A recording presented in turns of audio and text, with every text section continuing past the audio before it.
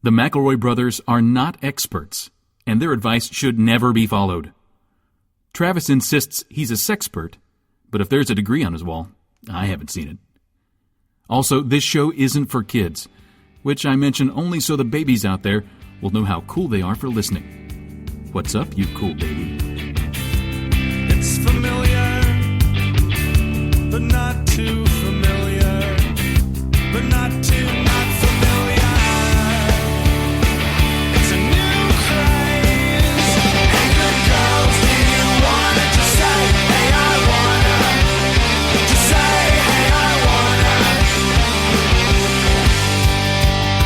Hello, everybody, and welcome to My Brother, and Me, an advice show for the modern era. I'm your oldest brother, Justin McElroy. I'm your middlest brother, Travis McElroy. I'm your sweet baby brother, Griffin McElroy.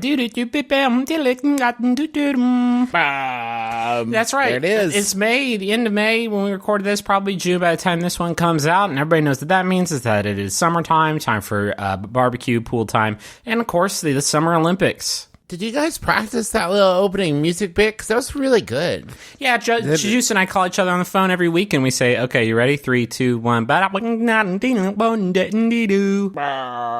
see? It was good again. You nailed it. Yeah, thanks. The summer can only mean one thing. The Summer Olympics are back, and I am so excited about these hot games. The games are out this year. Got a bunch of new ones, and excited they're switching it up, and I haven't heard anything about it in the news, which I follow religiously, and that's kind of surprising. So not exactly sure where they're being taking place this year, and that's got me worried. But there's some new games, I bet, and I'm excited to see all the athletes back in the mix. I've actually read some theories on Tumblr that I'm pretty excited about. I saw one, and I hope that this pans out, but I saw one where they're going to flip it this year and do the winter events at the Summer Olympics and the summer events at the Winter Olympics.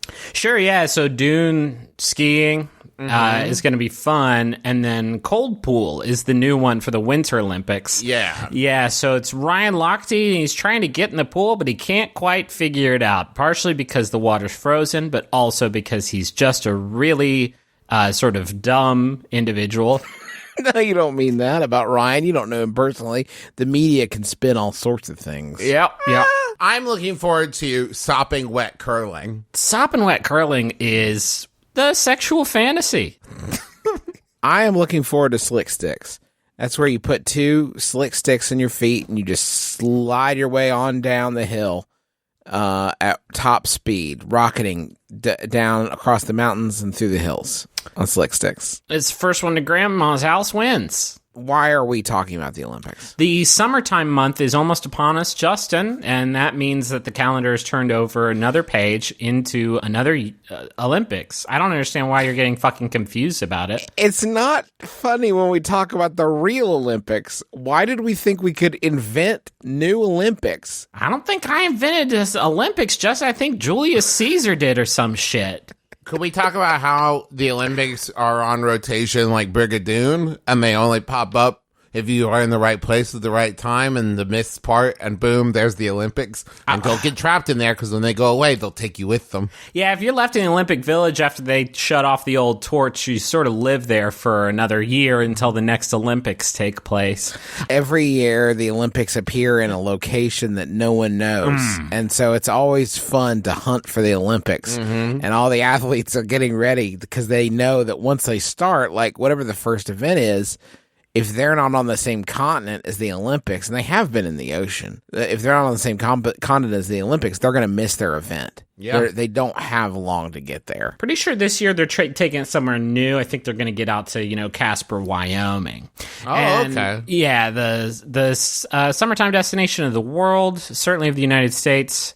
I'll be there. You know me, I'm there every year, me and Al Roker, and palling around, tumbling around, wrestling. We like to wrestle with each other, not for the sport, but just like every time I see him, we just sort of like make the pose, and then we start sort of grappling right there on the ground. And sometimes he wins, sometimes I win. I would like to propose something. I assume that the Olympics committee is listening. We collect a bunch of dirt. We dump it in the middle of the ocean. We form an island. Oh. And we call that island Olympics Village. Okay. And like you build your shit on there, and you just use that over and over again. We populate it with like the most capable, strongest, most beautiful athletes in the world. And every year we know where to go, we know where there's going to be, and it's answers to no country. One issue I'm seeing, Trav. Shang Tsung's gonna find this place. Oh shit. Shang Tsung's gonna find this place, start using it as the new sort of connection to the Nether Realm, and gonna turn it into a Mortal Kombat. If he's willing to pay, to lease the space when they're not using it for the Summer or Winter Olympics, I mean, listen, the Olympics Village got to make their nut somehow. So if he wants to pay to have Mortal Kombat there in spring and fall, I think that's okay. It bothers me every time the Olympics go to some big city that people already know about. Why can't it come here to Huntington, West Virginia? Okay. This is my pitch. Come here. Build your slaloms. Build your ramps. Build your skateboard tubes. Build it all here and just leave it. The problem that you get in your Rio de Janeiros and your Souls is that you put up your ramp, and after 2 weeks, someone's like, actually, please move. This is where I park. This is where my, you name it, laundromat, falafel shop, news agent, whatever you like. This is where that goes. And your ramp is in the way. Please move it, Olympics. You put that in Huntington, I can guarantee, just leave it there. Yeah, we'll find it. Get it. We'll find a use for it. Thank you. We'll do something with it. And if you want to come do the Olympics here again, all your shit's already here. Why don't you just do them here again? No need to move them. One problem I see with that, Justin. Well, you are just so nitpicky. Well, I want us to nail this fucker down. Okay. Shang Tsung moves to Huntington. Yeah. Oh. Okay.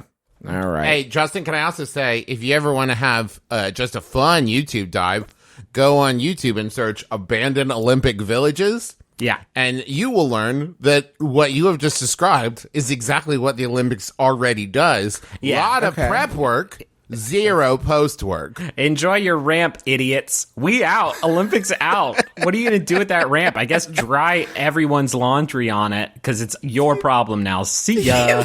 They tell them, like, we're going to be back for this. 3.5 years, the world is going to come back and get this ramp.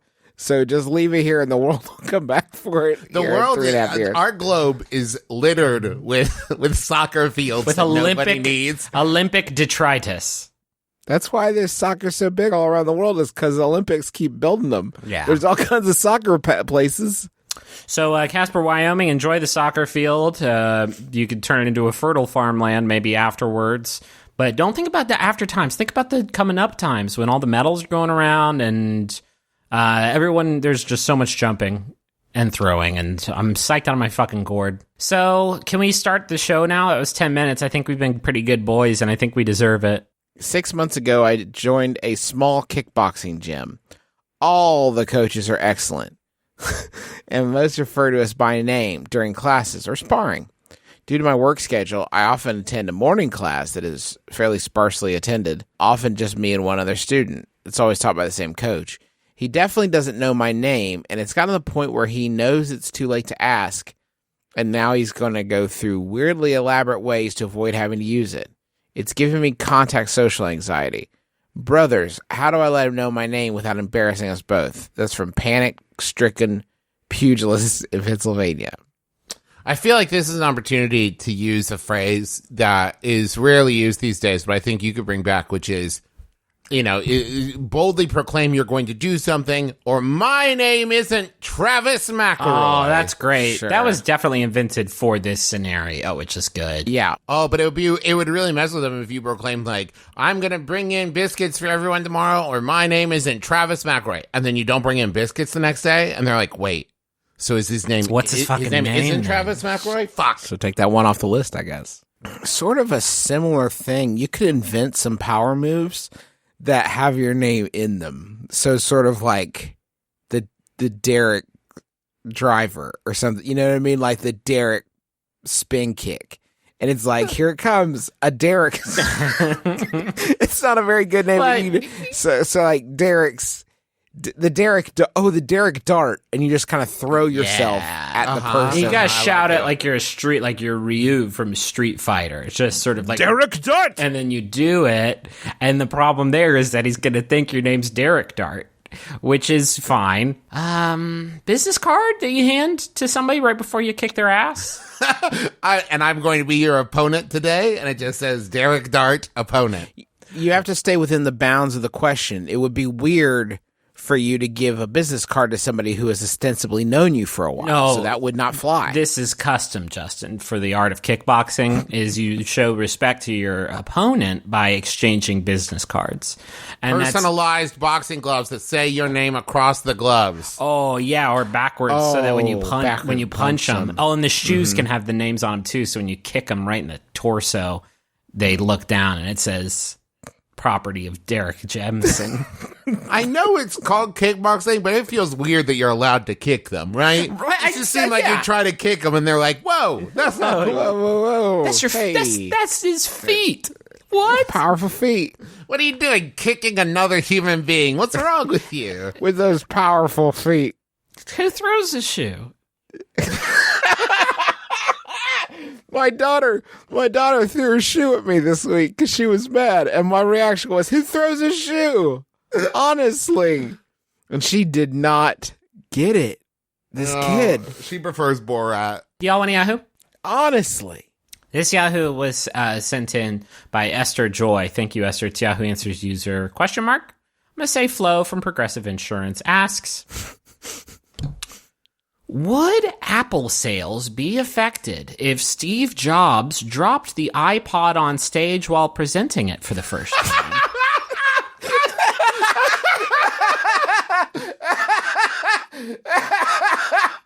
He's Would I like, just show you what we've been... Whoa! this is you nerds at home, and you take your disc in and pop it in the Discman, and then this is how you nerds walk all gentle so as not to disrupt the disc spinning. What if I said, fuck the disc? I'm so glad that I said that, because I'd like to show you the iPod. This special little music toy is gonna... Aw, damn it! Oh, damn it! Oh, beans! It's Steve's big day! Oh, nerds. I've broken the music toy iPod. All the music's leaking out everywhere. All the songs are all over the stage. Oh my Somebody get some phone. brawny paper towels. Hey, there's a big puddle of Sister Hazel over there, everybody. Be real careful. Okay, there has to be some sort of behind-the-scenes technical wizardry happening, because I've never seen any of this. I've never seen Joni Ive like, oh, look at this, and this is an iPhone 10. I gave it a little nubbin up on top. It's like a dandy little hat. And what's good is you can brush the hat and, oh, fuck me, I did drop my music toy. It's never happened. There has to be magnets in the gloves or sticky glue on all the, like, display phones. The only time it happened is with the special edition that was red and branded with U2 stuff. They did drop that one on stage, but then Bono just started playing his guitar to distract everyone, and nobody noticed that it happened. Oh, that's yes. Yeah, that's why a little each, behind the scenes right there. That's why each Apple press conference ends with a concert, usually by a bad music artist, is they want to distract you just in case. So they have this lever they can pull. Tim Cook is like, here's the iPhone 8, and I've just thrown it high in the air accidentally, and it's exploded on the ground. Take it away, Imagine Dragons! And they're like, boom, and the bullshit! And you're like, whoa, what just happened? You're concussed almost by the bad music. Now, Griffin, you just threw the glove down at both U2 and Imagine Dragons. Anything you want to walk back for people at home? Or Yes, I will say that Foo Fighters, I believe, did one, and that band still shreds. Okay. One time, I was at work at PetSmart, back when I worked at PetSmart, and I was pulling my iPhone out of my pocket. It slipped. I tried to catch it, but instead ended up spiking it into the ground as though I was angry at my iPhone. And it shattered into a bajillion pieces. I would like to see like Tim Cook do that now, and then be like, just kidding, and pull like a even better iPhone out of his next pocket. iPhone, yeah. Technically, I think they did this at the last Apple phone press conference, where he's like, this is the iPhone 8. Looks a lot like the iPhone 7, huh? Is Imagine Dragons ready yet? They're not? Fuck. Okay, check this out. Whoopah! Smash! Here's the iPhone 10. We skipped 9. Bono, get out here! Bono, quick, save me. Travis, you went through a few iPhones memory serves because there was the one time we were at our aunt's pool and our daddy was bringing your phone to you, and he did definitely drop it on the hard cement, and he picked it up and then just continued the delivery and tried to walk away real fast. And you were like, one moment, please. It exploded. That was my iPhone 3, I believe, if I remember correctly. Cool move. Was that Cool move by Dad. Was that at Aunt Brenda's house? I was at Aunt Brenda's house, and cool move by Daddy trying to sneak one past you, as if you would not notice the sizable chasm in the glass surface of the screen. It was super cool, Dad. That was if cool. you're listening, Dad, I haven't forgiven you, and I never will. But if you drop it on the stage, Tim Cook just tries to explode the iPhone 8 because it sucks. And then he picks it up and he's like, oh, look at that. It's still good. Well, I guess. That's better for Apple stocks, right? If he drops it on stage? Yeah. Okay, is that better for Apple stocks? He drops it on stage, it's fine. Like, literally nothing happens. But you do realize that this company is in the hands of people, the sort of hands that will drop an iPhone at the least opportune time possible. Right. That's going to shake my faith, I think, as an investor. Okay, here's what I wanted to see. I want to watch a real-time, like, tracking of Apple stocks as Tim Cook drops it, and there goes down, right? But then he catches it on his foot and flips it back up into his hand, and the fucking stock just goes through the roof. I think that the optics we need to avoid here, Apple, we're now doing this and it's a paid service, so we'll send you an invoice, is it's got to be purposeful. It can't be look like it has a slippery accident. I think that Tim says, here's an iPhone 11. We're so excited about this. Sorry about that nubbin on top. We shaved it right off. And for the next part of my book report, I'm going to kick this thing's ass for about 10 minutes.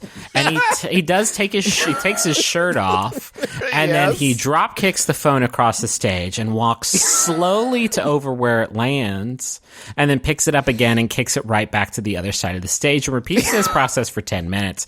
And then at the end, he brings out Limp Bizkit to play along with it. No, Travis. At the end, he gets on the phone, shows it still works by calling Limp Bizkit to come out on stage. And then while he's still shirtless on the stage and sweaty from the 10 minutes of phone kicking he just did, he just skanks it up there so fucking hard to Limp Bizkit's great songs. And they go on the road, and Tim's like, this feels good. Yeah. This feels right. Is right. I'm going to keep... This is where I belong. I'm going to keep doing this with you, Limp Bizkit. I'm a Limp Bizkit skank boy now. Fuck off, I'm free. I want Tim to come out 1 year and say, hey, everybody, 2 things to announce. 1, I'm free. I travel around with Limp Bizkit, and I'm fucking free as a bird. 2nd, your current phone is fine.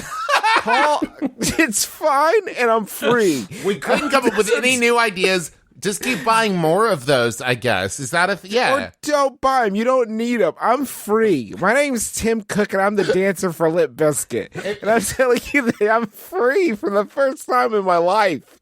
Your phone's fine. Tim Cook walks out and pulls just a Walkman out of his pocket with a Limp Bizkit cassette in it. And he's like, this is all I need. You can still fucking jam to this. What are you talking? You need 1 cassette. Limp Bizkit, that's it. This is my 1 cassette of chocolate starfish and the hot dog flavored water. And this is all I fucking need. This tape fucking melts.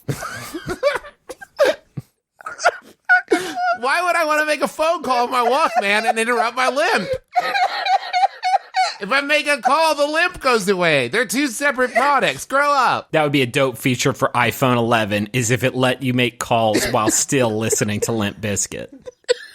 I try not to take a shit on Steve Jobs' legacy, folks, but the biggest mistake he ever made in his life was making the iPod bigger than the storage you would need to hold chocolate starfish and the hot dog flavored water, and maybe 1 other Limp Bizkit track, but that's it. You don't need other records. This fucking melts. Listen, hey, everybody, come up individually and listen to my headphones like in Garden State. Come out there and play you a Limp Bizkit song that'll change your life. Yeah, Tim, I like this. This is good. Dude, your nipples are huge, man. Do you want me to get that shirt? It landed on my wife in the audience.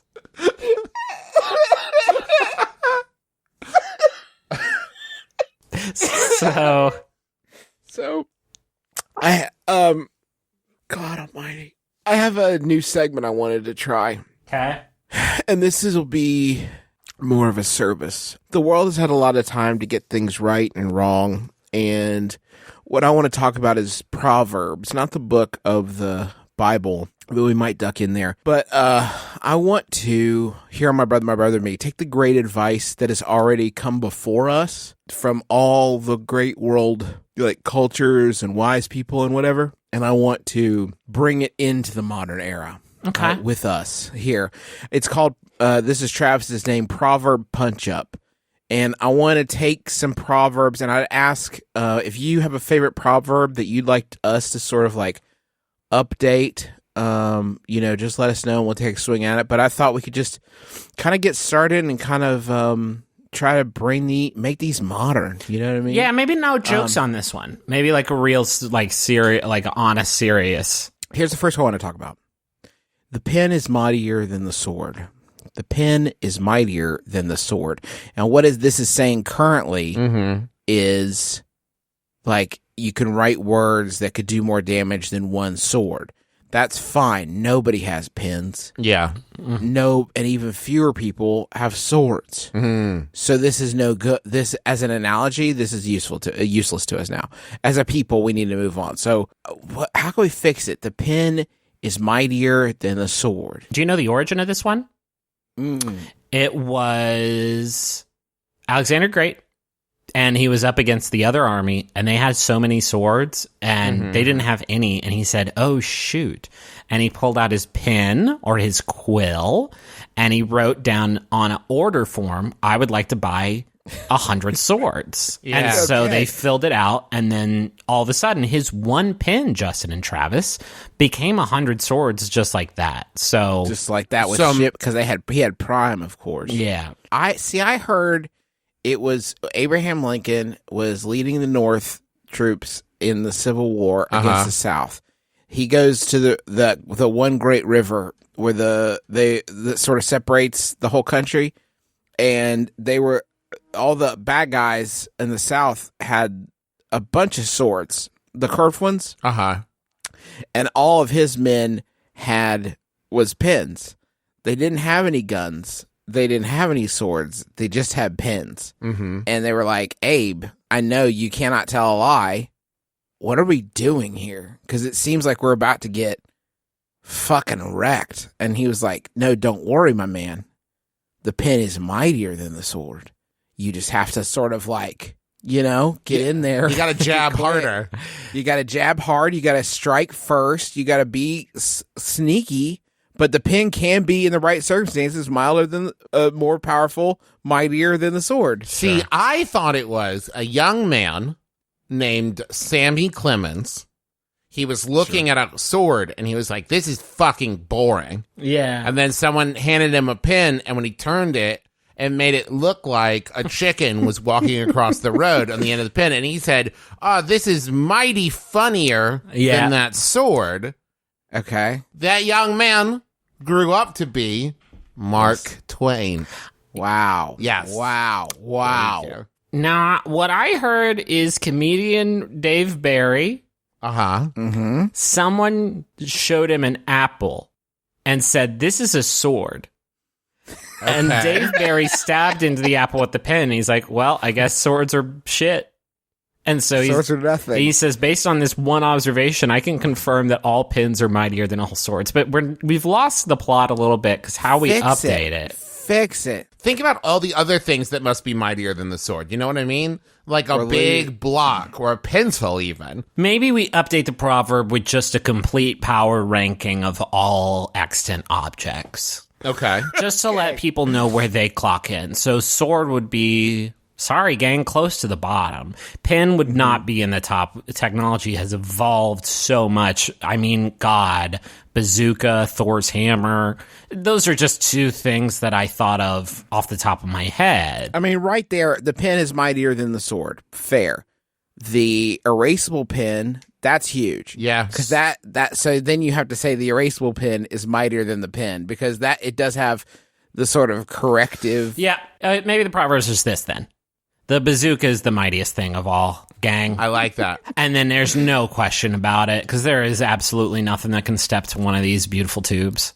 Because if someone's got a pen and they're like, I've got this, and you're like, I've got a bazooka, I hope you can write very fast and you have some sort of distribution network available to you, because this is going to be over quickly. Yeah. I don't really know. Okay, but what if you use the pen to write broken on the bazooka? Because then they look at it and they're like, well, I'm not fucking with that. It could explode right Fuck, under my that's hands. good. Well, I kind of like this checks and balances, though, that we're establishing between pen and bazooka. It's just dumb. I could blow you the fuck away before you could get your piece of paper on my bazooka. This is kid shit. The bazooka wins. Never look a gift horse in the mouth. I'll look at my fucking horse you gave me wherever the hell I want to. You can look at a horse wherever you want. It's your horse. I don't see why you can't look. Don't you want to know what you're dealing with? See if it needs some dental care? This seems stupid to me. Do you know what I don't like about this aphorism, and I never have? It's a negative, right? Give me a positive, like, do look a gift horse in the eyes. Oh, you shouldn't do that, though. Oh, my God. Oh, no, Travis. really? That's a huge mistake. Huge. Why? Because then it makes them feel like you're on the same level. If someone looks you in the eyes, that's going to drive you into some sort of battle fury. You don't want that. Well, but 1 in 10 times, that's your first step to see Bizkit, because you look them in the eyes and you connect and you say, like, hey, they didn't appreciate you, but I will. Now run did. fast, you beautiful bastard. I'll tell you what's huge now is for teens today is reverse psychology. Because if you tell a teen don't look in that horse's mouth, they're going to be in that mouth by sundown.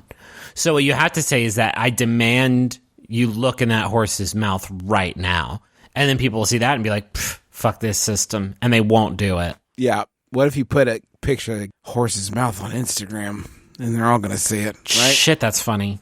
Isn't that good? How about we make it a little bit more of like a test, right? And you make it like, oh, look at a horse's mouth, up to you. We get John Quinones near that horse. And he says, oh, I see you've looked in the horse's mouth.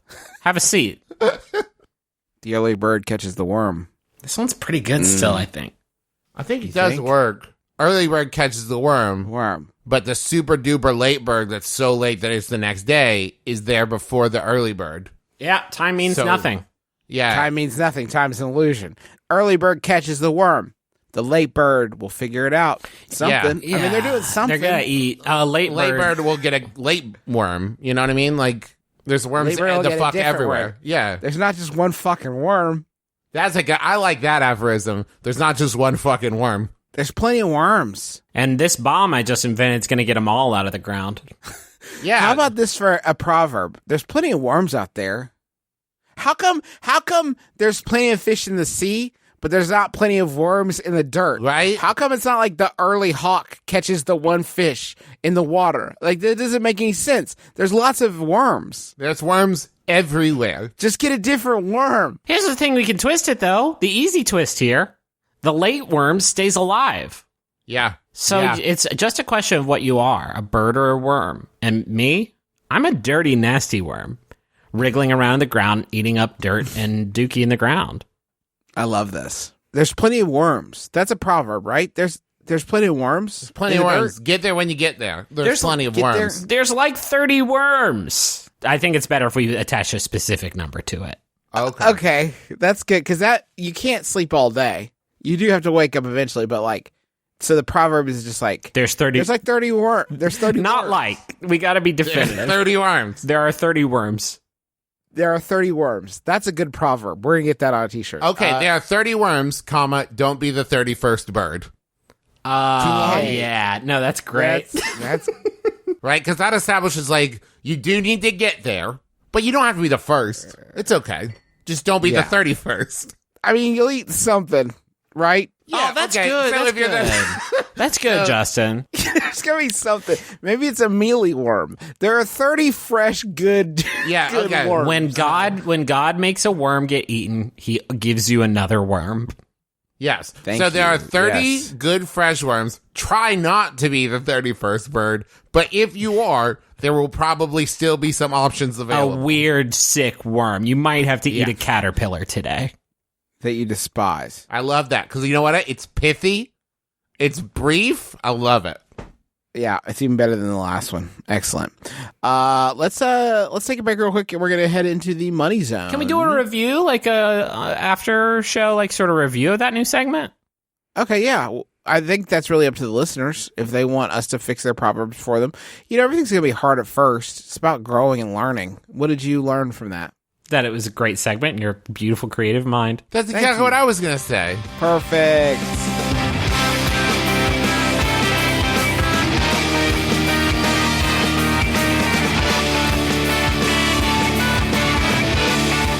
Our first sponsor this week is Casper. It's a sleep brand that continues to revolutionize its line of products to create an exceptionally comfortable sleep experience one night at a time. We've told you all about Casper. You know we're huge fans. I love sleeping in the Casper mattress in our guest room when I'm sick and don't want to infect my family. So that is a treat that I look forward to being sick. But Casper is also a great mattress for anytime sleeping. Even when you're healthy, Casper is right there for you. But I just love it. And it's great also to open the box and see it kind of unfurl. It feels a little bit like magic, which I think we can all use a little bit of in our day-to-day lives. Casper brand mattresses combine multiple supportive memory foams for a quality sleep surface with the right amount of both sink and bounce. What's the right amount? Shh, don't ask. 10 sink, You can- 11 bounce. You can be sure of your purchase with Casper's 100-night risk-free sleep on it trial. Get the mattress, sleep on it for 3 months, for crying out loud. And if you don't like it after 3 months, I mean, that'll be wild. Of course you'll like it. But if you don't, you can just send it back. Get $50 towards select mattresses by visiting casper.com/mybrother and using promo code MYBROTHER at checkout. Terms and conditions apply. Can I please talk about MeUndies? Yeah. They are the fun, comfy undies that feel as good as they look. You know about MeUndies. If you haven't tried them, you got to listen to me right now. It's the most important thing you'll ever listen to. These guys are made out of sustainably sourced material from beechwood trees. And you know, you're thinking, I don't want to wear a tree. They make it soft, so don't stop attacking me. This naturally soft fiber, it makes a fabric that won't sag down or ride up. I'm wearing a pair right now, got black and white spots all over it. Makes my bing bong look like a moo cow. And MeUndies has a deal for our listeners. First time purchasers get 20% off their first pair of MeUndies and free shipping. That's 20% off free shipping and a 100% satisfaction guarantee. You can get your butt over to MeUndies.com right now and then get that butt in these moo cow print undies. You can get 20% off your first pair, free shipping, and a 100% satisfaction guarantee if you go to MeUndies.com/mybrother. That's MeUndies.com/mybrother.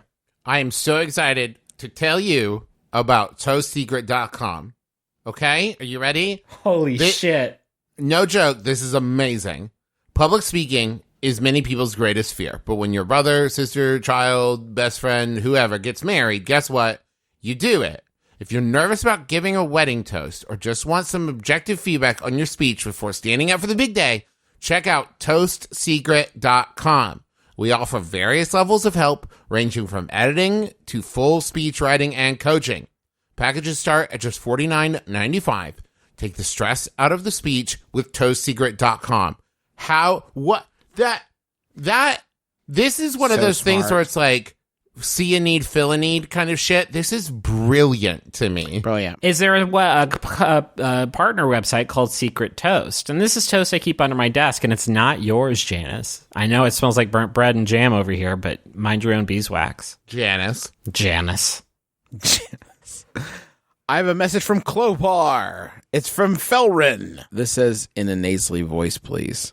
Well, you're the boss. Hey, weird legs. I paid the McElroys to distract you long enough to have my army of Dippy Bird robots, Kowaliak and Clopar clones take over your dimension. You're losing it, Justin. I'm Don't you dare team up with Benny, Jenny, and Mimnim to try to take it back. You'll never get past the security goats. Later, loser. I think that's Yes. XOXO. XOXO, you're right. Thank you. Happy birthday to that loser Dalton, too. Did I do that? Yeah, you Nailed did. it. You did do it. I We did. all heard This it. Preferred time frame on this was 6 weeks ago. So, happy birthday, Dalton, and good luck on the next one that is just around the corner. Sorry. Here's a message for Caitlin, and it's from Amo. And it's a big Adventure Zone spoiler, which is fun new style of content for the Jumbotron spots on MBMBaM. So if you haven't listened to Adventure Zone and you want to, or even if you don't want to, you're going to want to at some point, I bet. So go ahead and skip ahead or turn down the volume for the next 10 seconds. Here we go.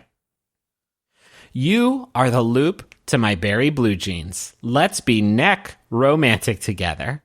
That is a sweet message, and I'm sorry that a few people probably turned down their car speakers and didn't hear it. But to put it in sort of non-spoilery terms, they love each other. How's it going, everyone? I'm Oliver Wang. And I'm Morgan Rhodes. We have a brand new show on the Maximum Fun Network that we'd love to share with you. It's called Heat Rocks. Morgan, we should probably explain what a heat rock is. It is a banger, a fire track, true fire. Right, dope album. Each episode, we will bring on a special guest to join us to talk about one of their heat rocks. It might be a musician, A writer. maybe a scholar. I mean, I would have been happy to just talk to you about your Heat Rocks, but this is a different show. Yeah, So I think people might enjoy hearing maybe the guests instead. to do that, you'll have to go to MaximumFun.org. So if you want to talk about hot music, you should check us out. Heat rocks.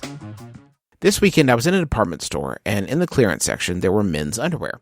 I only spotted one pair that I liked, and I started making my way to the checkout counter when I realized that in buying a single pair of underwear and nothing else, the checkout lady would almost certainly think that I had recently pooped my pants, which I did not, I swear. I circled back around and grabbed a second pair of underwear that I did not like just to save the embarrassment. Was this all in my head, or did I make the right move? That's from Not So Soggy Bottom Boy in corduroys. No, the problem is you've just sent the message to the checkout person that you have recently pooped your pants and you're planning on doing it again. That is exactly what I was going to say. Strike again. They'll be like, do you need a bag for this? And then you say, no, I've got a bag. And you pull up an empty Chipotle bag that you had on you. And that will sort of drive this illusion home completely. And then go back in 10 minutes later and buy another pair of underwear. Yeah. That just keep going back in. But is there a limit at your establishment? What is your limit? I think the way to avoid any suspicion here is to shop as leisurely as you possibly can. Maybe even saying out loud, I am in no rush.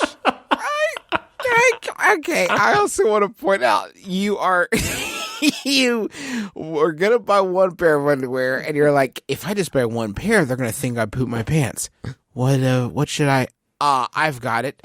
A second pair of underwear. Like, there are many Other items things you could have tacked on that would have just upset the narrative completely. Because I worry about this. If you go to Rite Aid, right, and you lay down a huge container of toilet paper, they're going to think, oh, this guy has to shit really bad. And he came in just for this because he got to shit so bad. He's not thinking ahead. He needs to do this right now. If you get the toilet paper and sugar-free gummy bears, they're going to think, well, whatever he's buying with it must be something that makes him shit a lot because he is buying toilet paper with it. I would assume this guy's got big plans. Yep. The only solution, here's what you should have done. You should have bought the underwear, but also a t-shirt, a button-up shirt to go over it, a pair of pants, a pair of socks, and a pair of shoes, and laid them all out on the counter like that as you bought it, so it looked like you were buying a whole outfit, maybe even a hat, right? You're buying a whole outfit in one clothes. Problem there, Trav, is not Shang Tsung. It's that I would just assume and went everywhere. Oh, you pooped your whole outfit. Poop my Okay. body is the problem. Okay. So I think what you do is you walk up with the one pair Like you of had a blowout. Yeah, you walk up to the counter with the one pair of underwear, and you make eye contact with them the whole time. This part's important. And you don't have to spend other money just to fucking prove something. You just look them in the eyes and you say, I didn't. I didn't. Place the one pair of underpants on the counter and say, can you gift wrap that? Oh, that's great. Real good. I'll wrap a lot of gift wrap around. It'll take me about 15 minutes as the crow flies to get it unpacked. Because I won't be in any sort of rush, Mm. so you can make it as fancy as you want. Maybe you could announce, please leave the tag on, because I'm going to show my partner the style. And I don't know if they'll enjoy the style Yes. of these boxer shorts. Yeah. So please leave the tag on, because I have a partner who's very choosy about my undergarments. So leave the tag on, please, because I might return them. And when I do, I will be well within my rights to do so. Oh, no, ultimate power move. Halfway through checking out, just say, no, you know what? In fact, I don't need these. And then walk out of the store. And Yeah. And they'll then know. come back. Yeah.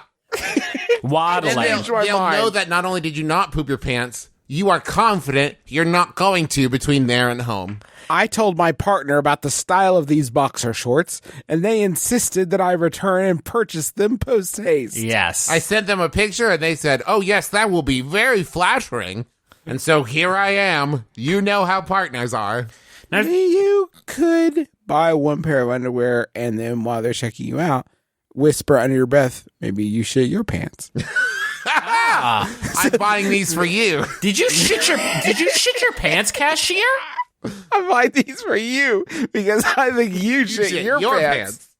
And they'll get good. so defensive about it, they won't have the chance to sort of judge you. Yeah. Also, I will take this impulse purchase funny coffee mug. Thank you very much. The danger with that one is you got to get yours in before they get theirs in. So maybe while you're even just 15 feet away approaching the registers, be like, smells like you shit your pants. I didn't.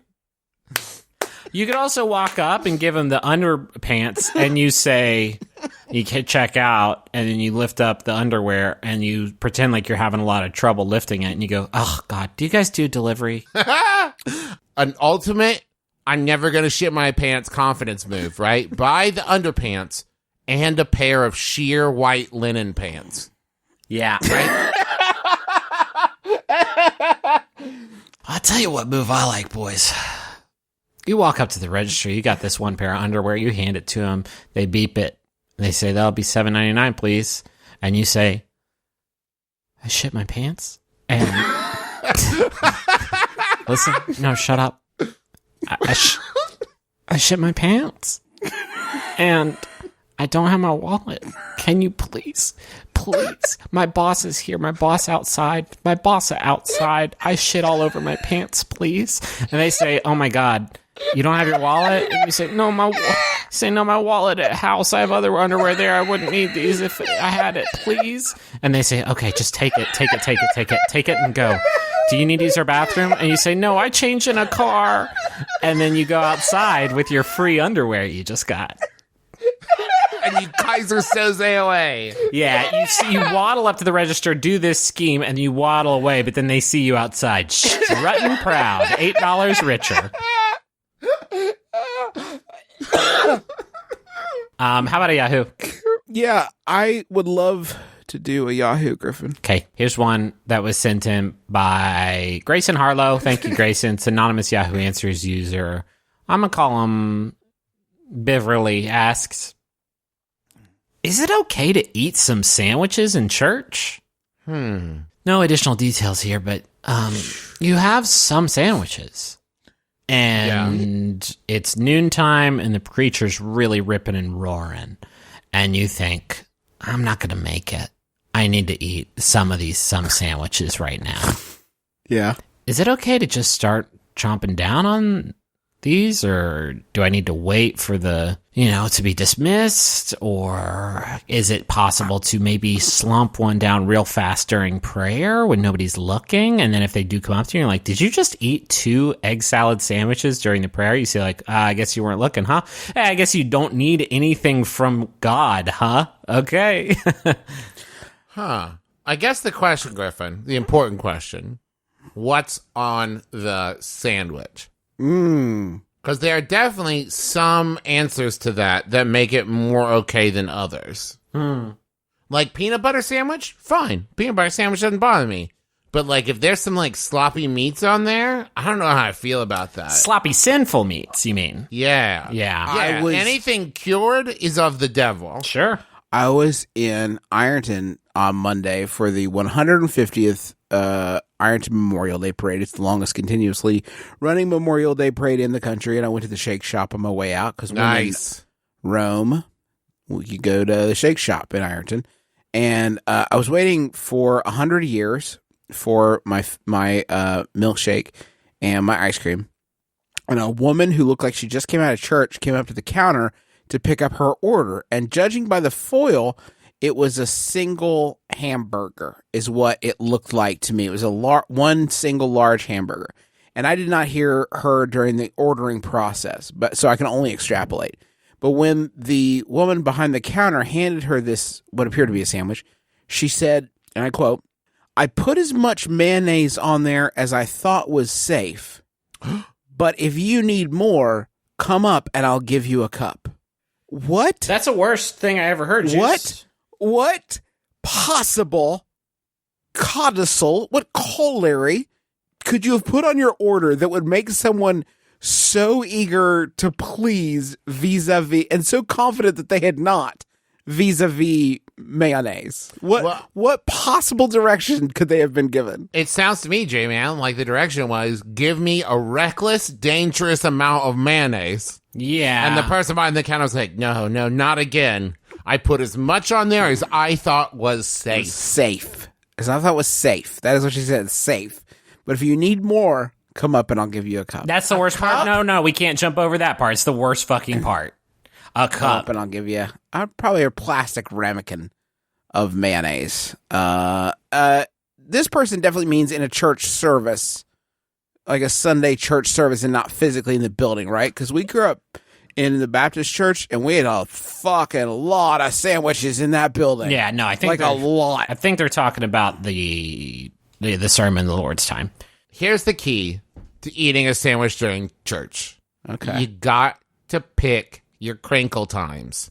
You can't just be sitting there and in a silent moment of prayer and reflection just as you open your Subway $5 footlong. Got to pick the moments when everybody says like, "Amen." You can peel a corner then. You know what I mean? No. It's gonna be slow. Know the long hymns. Talk Yes. to the minister of music beforehand. Just say, like, how many verses of Amazing Grace are we busting out? This said 3 whole verses? Shoot, yeah, bud. Catch I can yourself have a there. Don't sandwich in cuss. there. Yeah, I could definitely squeeze in a sandwich. Up from the grave he arose. That's the moment, because people are going to be having such a big fun time with that tune that you could just hide in the back, scratch down behind a pew. Yeah. Treat yourself. Enjoy it. Yeah. Don't do it during communion. And they come around with crackers and you say, "No, I'm good. I planned ahead." Or I've got mine. you take a couple of crackers and you take a little Lunchable meat and a little Lunchable cheese. How thoughtful. And the minister says, if you don't stop doing that, I'm going to ask you to leave religion. And you say, I'm still doing it, aren't I? It still counts. I just use it as a topping.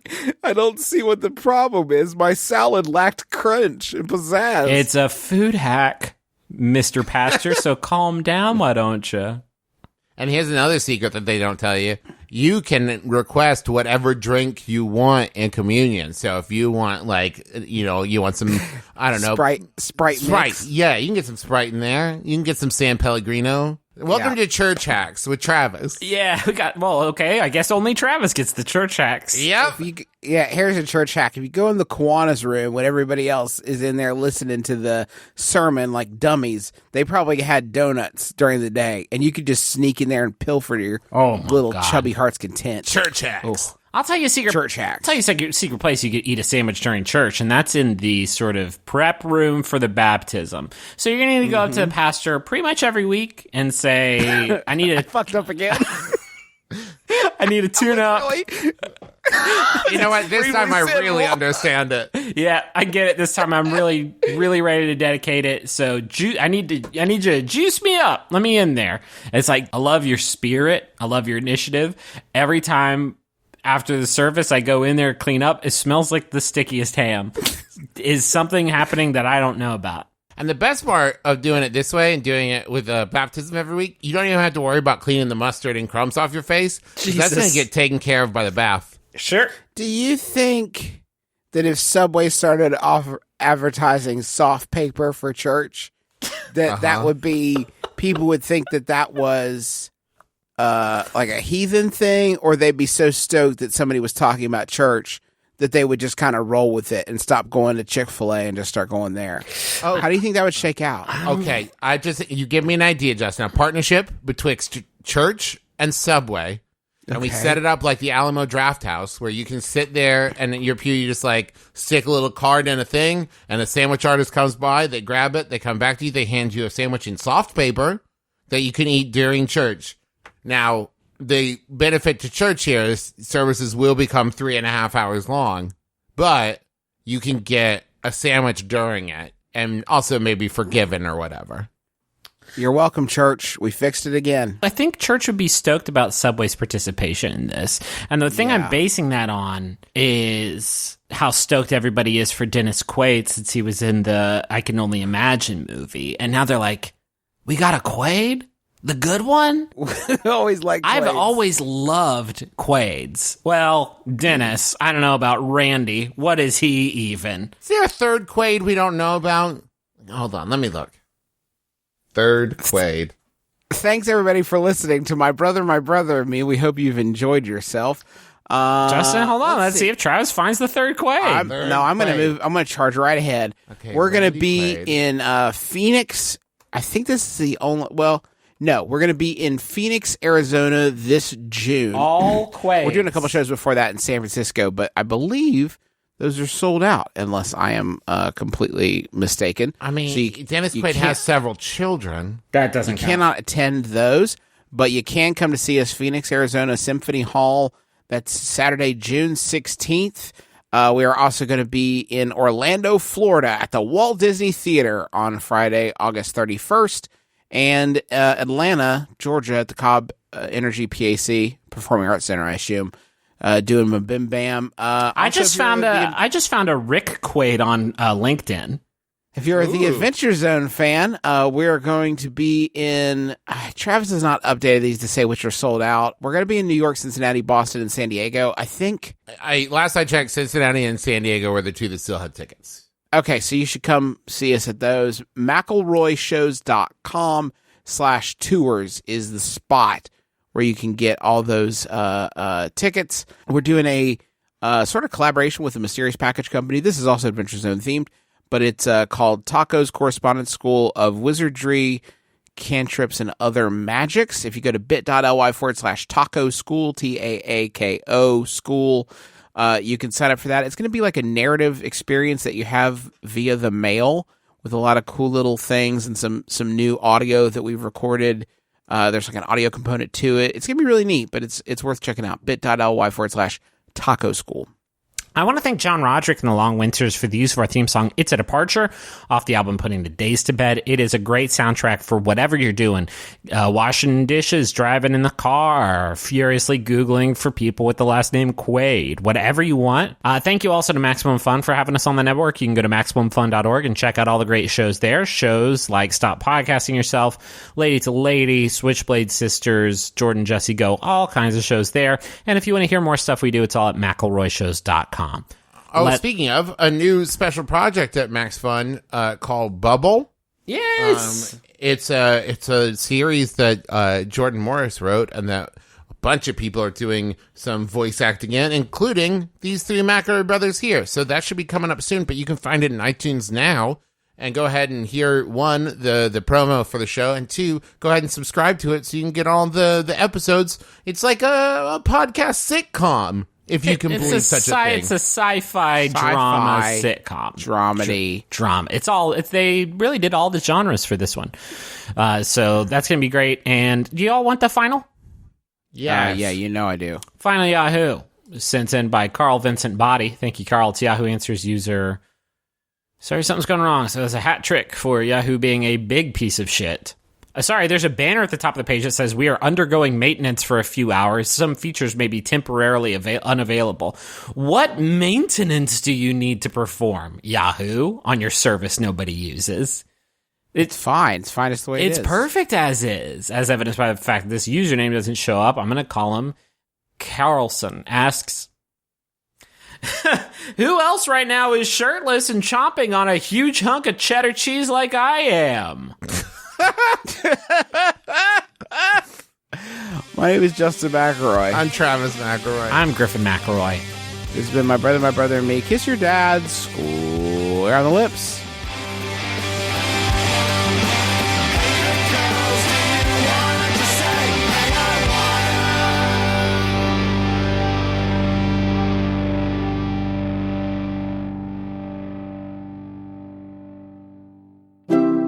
MaximumFun.org. Comedy and culture. Artist owned. Listener supported. I